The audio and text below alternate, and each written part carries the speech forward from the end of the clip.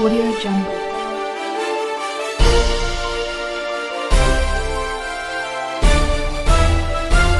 Audio Jungle. Welcome to AVR news. Janani అనే programme ద్వారా అవగాహన సదస్సు కల్పించడానికి ఓఎస్ఎస్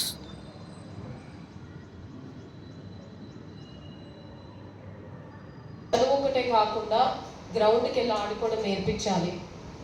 ఎండలో పనిచేయడం నేర్పించాలంటే ఎండలో పంపించాలి. 24 గంటలు ఏసీలోనే ఉంచుకుంటూ ఐప్యాడ్లు, స్క్రీన్లు, టీవీలు ఉంచుకుంటూ ఉంటే ఏంటంటే హార్మోన్స్ అనేవి డిస్ట్రక్ట్ అవుతాయి. సో ఇలా హార్మోనల్ ఇంబ్యాలెన్స్, ఫుడ్ విధంగా, మన సెడెంటరీ లైఫ్ స్టైల్, ఇదంతా మనకి ఇది అవుతుంది. ముఖ్యమైన రీజన్ ఇంకొకటి ఏంటంటే ఒకప్పుడు 13-14 ఇయర్స్గా ఈ అమ్మాయిల మెచ్యూరిటీ 9 ఇయర్స్ కూడా అవుతున్నారు.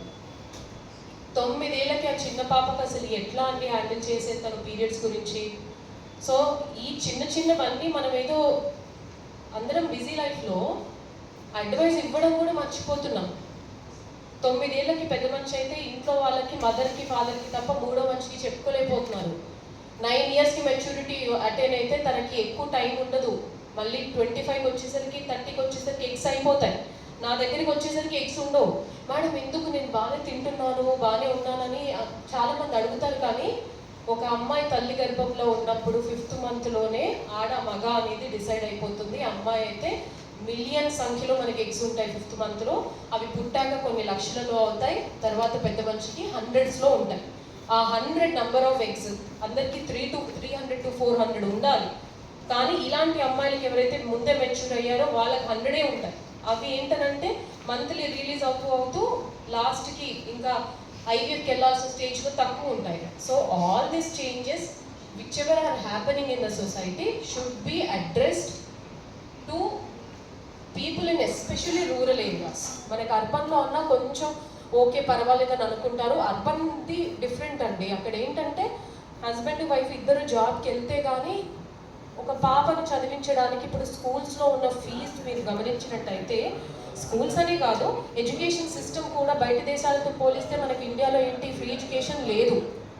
ఫ్రీ ఎడ్యుకేషన్ లేకపోతే ఏమవుతుంది, ఒక బేబీని పెంచాలి అని అంటే మినిమం ఈజీగా 60 లక్షల నుంచి 1 కోటి రూపాయలు అవుతుందండి వాడిని ప్రయోజకుడిని చేయాలంటే.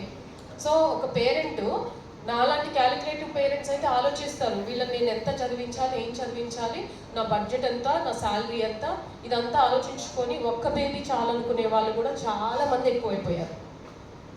మీకు డౌట్ రావచ్చు, అసలు ఇండియాలో పాపులేషన్ ప్రాబ్లం ఏంటి మేడం, మనమే హైయెస్ట్ కదా, వరల్డ్లో 3 కదా 4 కదా అని అనుకుంటారు. కానీ మనం 3-4 నుంచి ఇప్పుడు చాలా వెనక్కి వచ్చాం. ఒకప్పుడు పాపులేషన్ ఎక్కువ ఉన్నప్పుడు బయట దేశాలకు వెళ్ళి జాబ్స్ చేసే మన ఫ్రెండ్స్, మనకు తెలిసిన వాళ్ళు ఫ్యూచర్లో ఒక 10 ఇయర్స్ తర్వాత ఇదే రోజు వరల్డ్ ఐవీఎఫ్ డేలో మళ్ళీ మనం కనుక కలుసుకున్నట్టయితే, ఇలాగే వదిలేస్తే మాత్రం ఇప్పుడు DINK couples, double income, no kids, వీళ్ళు ఎక్కువ అవుతారు, లేదా సింగిల్ కిడ్, లేదా అసలు పెళ్ళే వద్దనుకునే వాళ్ళు కూడా ఉన్నారు. సో సొసైటీకి మనం మేడం మరి మీరు ఇప్పుడు తీసుకున్న ఈ ఇనిషియేటివ్ వల్ల ఎట్లా హెల్ప్ చేయాలి అని అనుకుంటే అవేర్నెస్ తేవాలి. ఫస్ట్ థింగ్, మనం పిల్లలకి అనేది మన ఒక్కరి కోసం కాదు, మన దేశం అభివృద్ధి కోసం. మన ఇండియాలో పిల్లల్ని కనడం వల్ల, వాళ్ళకు తోడు ఉండడం వల్ల, వాళ్ళ ఫ్యూచర్లో పెరిగినప్పుడు వాళ్ళ ఏజ్ గ్రూప్ వాళ్ళు ఎక్కువ మంది లేకపోతే, వృద్ధులు ఎక్కువగా ఉంటే మాత్రం కంట్రీకి చాలా పెద్ద ప్రాబ్లం. ఇప్పుడు జపాన్లో జరుగుతుంది అదే. ఇప్పుడు గవర్నమెంట్ ఏం చేసింది, అక్కడ 4 days వర్క్ చేయండి, మిగిలిన 3 రోజులు పిల్లల కోసం ట్రై చేయండి అని చెప్తుంది. ఆ పరిస్థితికి రాకూడదు మనం.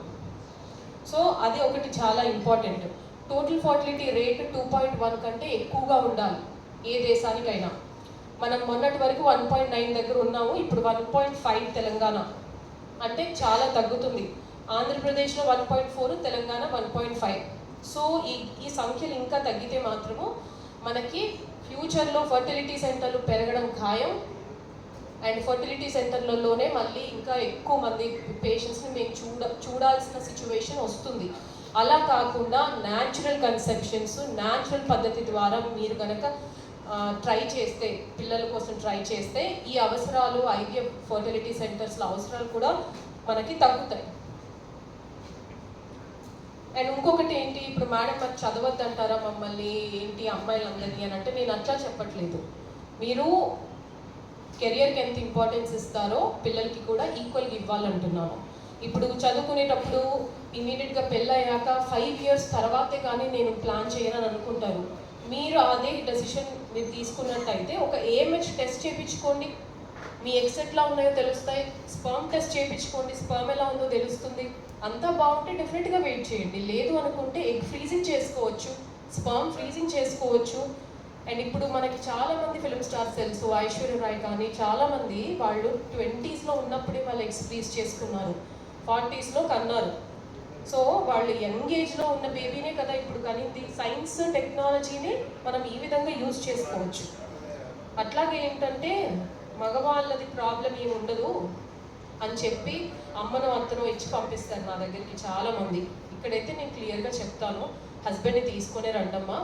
ఎందుకంటే భర్త ఈక్వల్గా ఇంపార్టెంట్, ప్రెగ్నెన్సీ వచ్చినా రాకపోయినా. వాళ్ళంతూ వాళ్ళు అంటే హెల్ప్ చేయకపోతే ఒక టెస్ట్ కూడా చేసుకోకుండా నన్ను వాళ్ళకే ఫీమేల్స్కి మందులు రాయమంటే కూడా కరెక్ట్ కాదు. సో మగవాళ్ళకి ఒకప్పుడు ఉన్న స్పర్మ్ కౌంట్ మొటిలిటీ ఇప్పుడు లేదు. ఆ వీర్యంలో కూడా ఆ నాణ్యత ఉండట్లేదు. ఎలా అయితే ఎగ్స్ తగ్గుతున్నాయో స్పర్మ్ క్వాలిటీ కూడా తగ్గుతుంది.